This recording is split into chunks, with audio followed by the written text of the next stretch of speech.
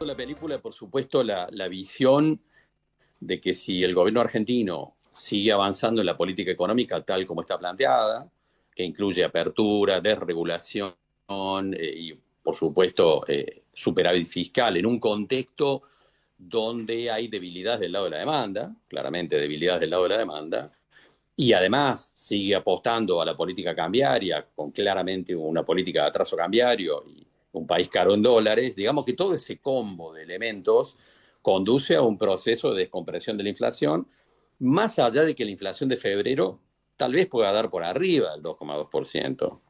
Pero la tendencia vista en términos generales va hacia la descompresión de la inflación, que es un objetivo central de este gobierno, no solamente un objetivo de política económica, sino en términos electorales también, ¿no es cierto? El gobierno está muy jugado a que sea su carta de triunfo llegar a octubre con una inflación del 1% mensual. Y yo en este punto creo que eso es posible de conseguir bajo esta política y además creo, o mi pronóstico sigue siendo parecido al de los últimos meses, alguna vez lo hemos charlado. Yo creo que la inflación minorista este año puede situarse en torno al 30%. Y también, a lo mejor puede ser 35 o puede ser 25, digamos, pero en un rango en torno al 30%. Y creo también que es muy posible que si el gobierno argentino persiste en esta política, la inflación en el 2026 sea de un dígito. Puede ser del 8%, el 9%, el 6%, lo cual no es solo un dato anecdótico, sino que remite, por supuesto, también a decisiones empresarias y familiares. Porque, por ejemplo, ayer alguien con una mutual me decía, bueno, me ofrecieron un crédito a tasa fija a 36 meses al 80%. Cuidado, porque si dentro de un año la inflación es del 8% o del 9% y vos quedaste atrapado en un crédito personal al 80 o al 70%, la verdad que lo vas a sufrir, ¿no es cierto? De tal manera que estamos frente a una película distinta que la que vimos en los últimos años, cuando los créditos se pagaban solos porque la inflación iba por arriba de la tasa de interés, ¿no es cierto? Este es un contexto distinto. Ahora, hay un punto fuerte para plantear porque mucha gente te dice, no, pero yo no creo en ese indicador, porque yo no vivo en la realidad de ese índice de precios. Y aquí hay que hacer una aclaración, Marcos, que tiene que ver con la metodología del cálculo de la inflación.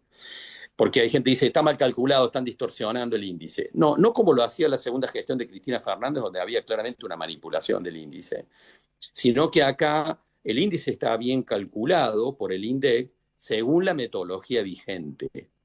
Lo que podemos discutir es la metodología en términos de que la canasta de bienes y servicios con el cual está calculado el índice es una canasta desactualizada que ya no refleja el consumo de los argentinos.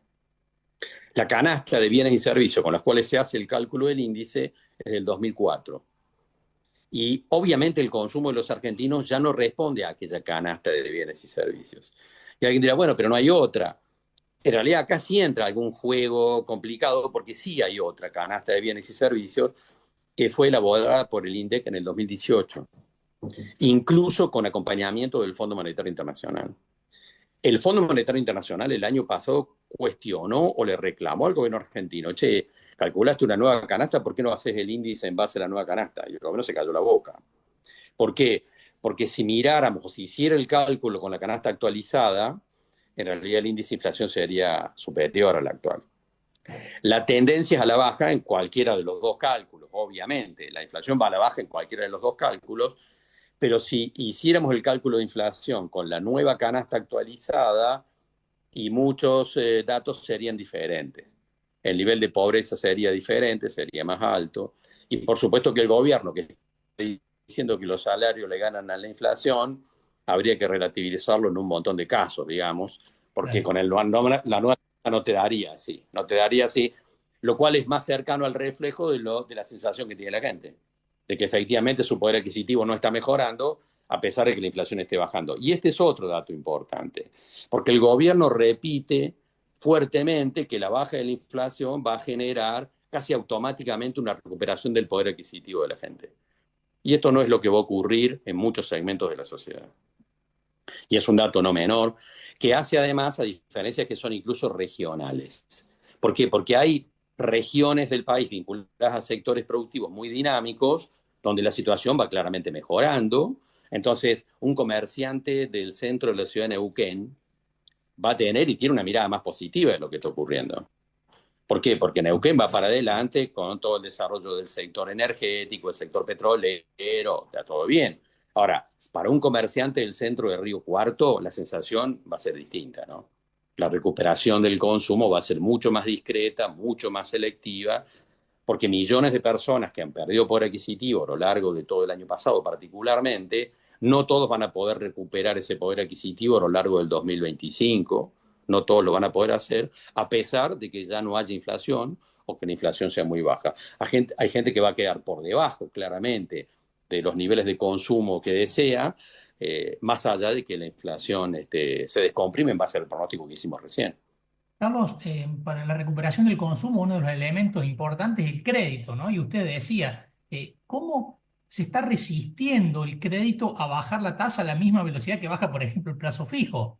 ¿Por qué el plazo fijo está en 29% y los créditos todavía en 80, 90, 100%?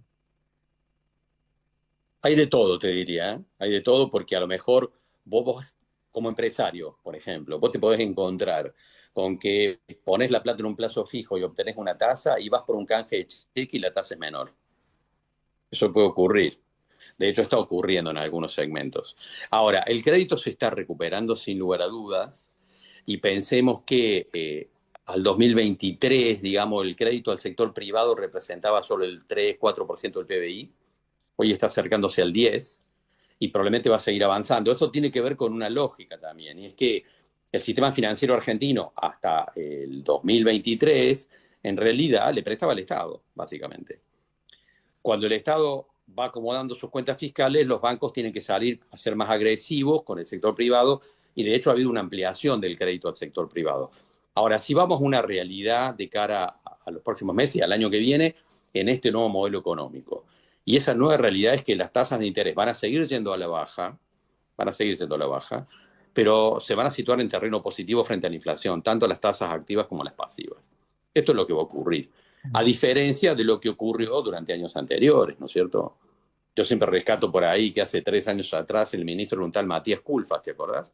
Ministro de Alberto Fernández, que lanzó una línea de crédito del gobierno argentino a 4 años tasa fija al 20%.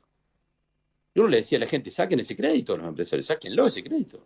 Y alguien me decía, no, pero no lo necesito. No importa, te la están regalando la plata. Te la están regalando. Porque era una tasa que iba muy por debajo de la inflación. La Argentina funcionaba así durante bastante tiempo, no es la película, no es la foto actual, pero estamos en una transición. La película va a un escenario parecido al del resto del mundo, donde las tasas de interés van a ser más bajas, tanto las tasas activas como las pasivas, pero claramente positivas frente a la inflación. De donde un empresario, cuando vaya a tomar un crédito, va a tener que ser muy cuidadoso en términos de que utilice esa plata dentro de la empresa para algo que le dé una tasa de rentabilidad que claramente se sitúe por encima de la inflación, de la tasa de interés.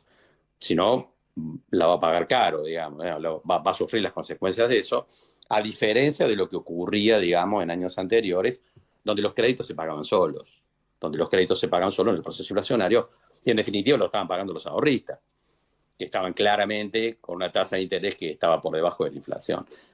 Ese proceso está cambiando y hay que advertírselo muy claramente, sobre todo a los empresarios, ¿no?